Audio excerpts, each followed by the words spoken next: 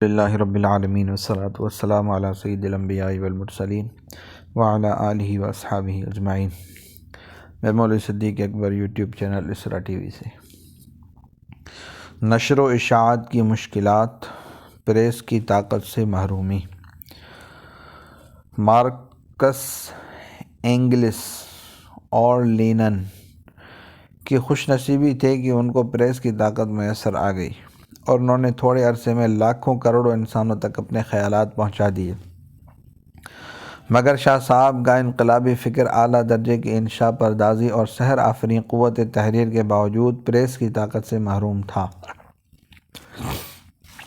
انشاء اور صحافت کی جس طاقت سے آپ پریس کے ذریعے پورے ہندوستان کو متاثر کر سکتے تھے، وہ صرف ان کی قلمی کتابوں میں محدود ہو کر رہ گئی، جن کی اشاعت تقریباً 150 سال بعد ہو سکی۔ اس وقت نشر و اشاعت کا ذریعہ تقریریں تھیں یا تعلیم و تربیت کے وہ حلقے جن کا ذکر اوپر کیا گیا۔ انقلابی منشور، مینیفیسٹو، طوائف الملوکی اور رات دن کے قیامت خیز ہنگامے، جن میں مرہٹوں کی دہلی پر یلغار، نادر شاہ کا قتل عام، دہلی کی بے پناہ لوٹ، احمد شاہ ابدالی کی جنگ پانی پت بھی شامل ہے۔ ان ہلاکت بار طوفانوں نے اس کا موقع نہ دیا کہ حضرت شاہ صاحب انقلابی منشور مینیفیسٹو کو یکجا مدون اور مرتب کر سکیں۔ آپ نے انقلابی نظریات کو بھی ترجمہ قرآن شریف کے رنگ میں پیش کیا، کبھی تصوف اور اسلامی فلسفے کے دامن میں چھپایا، کہیں نصیحت و موعظت کے پیرائے میں ادا کیا اور کہیں اس کو تاریخ اسلام اور خصائل صحابہ کا جامہ پہنایا۔ شاہ پرستوں کا عتاب۔ اس احتیاط کے باوجود آپ اور آپ کے جانشین قاتلانہ حملوں اور وحشیانہ سزاؤں سے نجات نہ پا سکے۔ چنانچہ جب آپ نے قرآن پاک کا فارسی ترجمہ مرتب کیا، جو اصلاحی انقلاب کی طرف پہلا قدم تھا، تو آپ پر قاتلانہ حملہ کرایا گیا، جس سے آپ معجزانہ طور پر محفوظ رہ سکے۔ غیر مسلموں کا اشتراک۔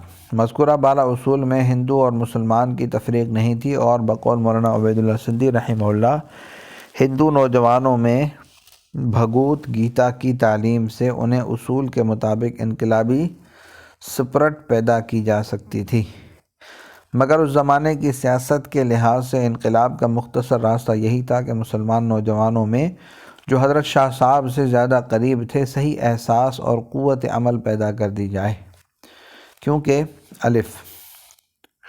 پورے شمال ہند اور جنوبی ہند کے زیادہ حصے میں برسر اقتدار طبقہ مسلمان تھا۔ یہ فن سپہ گری کے ماہر اور فوجی قوت کے مالک تھے۔ شمالی ہند اور وسط ہند کی راجپوت ریاستیں مسلمانوں کا اقتدار اعلیٰ تسلیم کیے ہوئے تھیں۔ ان کے راجہ سلطنت مغلیہ کے منصبدار اور دربار کے ایرانی یا تورانی گروپ میں شامل تھے۔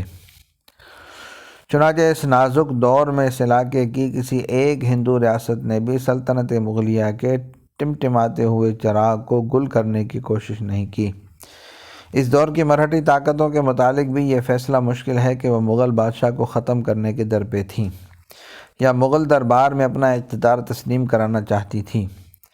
پھر 1857 میں تو مرہٹوں کی باقی ماندہ طاقت نے یہ تسلیم کر ہی لیا کہ انقلاب کا راستہ صرف یہی ہے کہ سلطنت مغلیہ کے کسی وارث کو وارث تخت و تاج تسلیم کر لیا جائے اور اس گدی کو دوبارہ آباد کیا جائے۔ لہذا اخلاق اور مذہب دونوں کا تقاضا تھا کہ انقلاب کے لیے سب سے پہلے اس کی تربیت کی جائے، جس کے اقتدار اعلیٰ پر سارا ملک اعتماد کیے ہوئے تھا اور جس کی گردن پر تمام وفاداروں کی ترقی اور فلاح و بہبودی کی ذمہ داری کا بوجھ لدا ہوا تھا۔ ایشیا میں بین الاقوامی اقتدار مسلمانوں کے ہاتھ میں تھا، لہذا مسلمان نوجوانوں کی اصلاح پورے ایشیا کی اصلاح ہو سکتی تھی، جو یورپ کے امڑتے ہوئے سیلاب کو روک سکتی تھی۔ بہرحال یہی وجوہات ہیں جو پارٹی اس عرصے میں تربیت یافتہ ہوئی، اس میں صرف مسلمانوں کے نام سامنے آتے ہیں۔ ملکی طاقت کا انحطاط۔ شاہ ولی اللہ صاحب جب پیدا ہوئے ہندوستان کی طاقت عروج کے آخری نقطے پر تھی۔ قندھار سے آسام اور مدراس تک پورا ہندوستان ایک مرکز کے ماتحت متحد تھا۔ تذکرہ شاہ ولی اللہ صاحب کا یہ آخری باب ہے۔ مناسب معلوم ہوتا ہے کہ یہاں اس انحطاط کا تذکرہ کر دیا جائے جو شاہ ولی اللہ صاحب کی وفات 1763 عیسوی مطابق 1172 ہجری تک ہندوستان کی طاقت میں آ چکا تھا۔ 1737 عیسوی 1151 ہجری میں نادر شاہ کا مشہور حملہ ہوا جس نے 2 ذی الحجہ 1151 ہجری مارچ 1737 عیسوی دہلی میں قتل عام کر کے ہندوستان کی شہرگ کا خون چوس لیا۔ اس قتل عام میں مرنے والوں کا اندازہ 8,000 سے 1.5 لاکھ تک کیا گیا ہے۔ 22 کروڑ روپیہ نقد خزانہ شاہی سے اور تقریباً 90 کروڑ کے جواہرات اور تخت طاؤس وغیرہ قلعے سے لوٹے گئے اور جو دولت شہر سے لوٹی گئی اس کی تعداد بھی 70 کروڑ تک بتائی گئی ہے۔ اس مالی بربادی اور تباہی کے علاوہ سب سے بڑا نقصان یہ ہوا کہ ملکی وحدت پارا پارا ہو گئی۔ شمال مغرب میں دریائے سندھ تک کا پورا علاقہ اور پنجاب کے چند محال کا دہلی کے بجائے ایران کے ساتھ باقاعدہ الحاق کر دیا گیا۔ دریائے سندھ سے دہلی تک اگرچہ محمد شاہ کی حکومت رہی مگر اس افراتفری میں مرکزی حکومت کا وقار کم از کم اس علاقے میں ختم ہو گیا، لہذا یہ اقتدار بھی بے وقار رہا۔ مشرق میں علی وردی خان مہابت جنگ نے موقع غنیمت دیکھ کر مستقل حیثیت اختیار کر لی اور اس طرح بنگال، بہار اور اڈیشہ مرکز سے علیحدہ ہو گئے۔ حملہ نادری سے 10 سال بعد 1161 ہجری 1747 عیسوی سے احمد شاہ ابدالی کے حملے شروع ہوئے۔ پہلے حملے میں بادشاہ دہلی نے صوبہ پنجاب و ملتان دے کر جان چھڑائی۔ دوسرے حملے میں ابدالی ایرانی فوجوں سمیت دہلی پہنچا اور دہلی کو 2 ماہ تک اس طرح لوٹا کہ نادر گردی بھی مات ہو گئی۔ حملہ نادر شاہ سے 20 سال بعد 1757 عیسوی میں پلاسی کی مشہور لڑائی ہوئی جس میں علی وردی خان کے نواسہ سراج الدولہ کا خاتمہ ہوا۔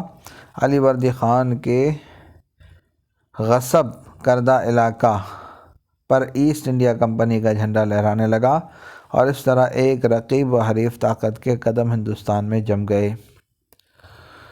جنگ پلاسی سے 4.5 سال بعد 1761 عیسوی میں احمد شاہ ابدالی کا ہندوستان پر تیسرا حملہ ہوا۔